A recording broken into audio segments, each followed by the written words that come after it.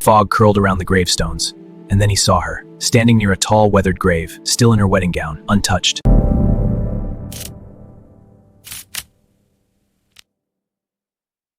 The church was overflowing. White roses lined the aisle. Golden sunlight streamed through the stained glass windows, painting the floor in colors of crimson and sapphire. Cameras flashed. Guests whispered. The air carried the soft melody of the wedding march. Everyone said it would be the wedding of the year, and they were right, just not for the reasons they expected. His hands trembled slightly, not from fear or excitement. He had waited 5 years for this moment. Lydia Atieno stepped into the church like something out of a dream. Her smile was calm, almost too calm. Ethan's breath caught in his throat. She walked slowly down the aisle. Each step echoed, but something felt off. Her father, who was escorting her, kept glancing at her face as if searching for something. Lydia's expression was peaceful, yet distant. When she reached the altar, she looked directly into Ethan's eyes, and for a second, he felt cold. Marriage is a sacred covenant. Guests dabbed their eyes. Friends smiled. The moment everyone had been waiting for had finally arrived. Lydia Atieno, do you take Ethan Mwangi to be your lawfully wedded husband?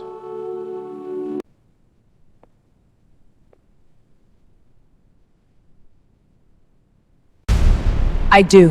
Her voice was clear, but the second the words left her mouth, the lights flickered, the church doors slammed shut, a sharp gust of wind rushed down the aisle, blowing out several candles. Gasps filled the room, and before anyone could understand what was happening, Lydia vanished.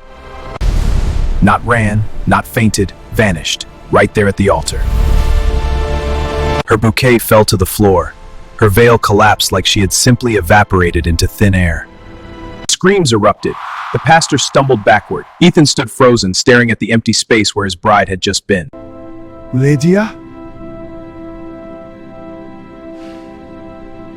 Her parents rushed forward. Guests stood on chairs trying to see what happened. Some claimed they saw a shadow behind her. Others swore they heard a whisper before she disappeared.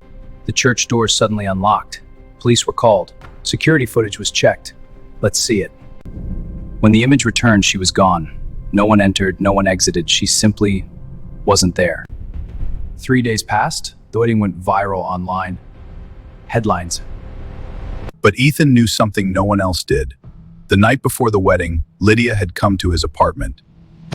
Ethan, if something happens tomorrow, promise me you won't look for me. There are things about me you don't know. A week later, Ethan received a package. No return address. Inside was Lydia's engagement ring and a note, her handwriting. I had to choose between love and truth. I chose truth. Don't try to find me. If you do, you may not like what you discover. Ethan's heart pounded. What truth? What was she hiding?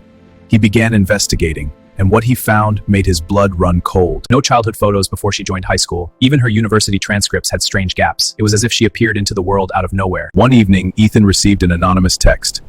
If you want answers, go to Old Kavli Cemetery. Midnight. Fog curled around the gravestones, and then he saw her, standing near a tall, weathered grave, still in her wedding gown, untouched, untorn, as if time had paused around her.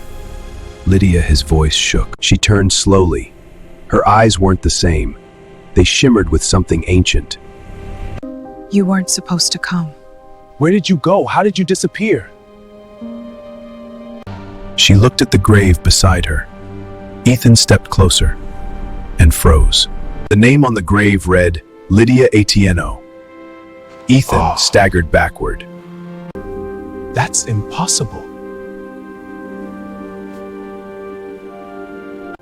I made a promise the day I died. I fell in love with you, and that changed everything. I was given time, she continued. Time to finish what I left undone. But marriage binds souls. Isn't that what we wanted? You deserve someone who can grow old with you. It shimmered like light. I had to leave before the vow sealed my fate. Ethan reached for her. For a moment, his fingers touched hers, cold. That's why I loved you. Her body started to fade. Wait, he shouted. But she was already dissolving into soft light.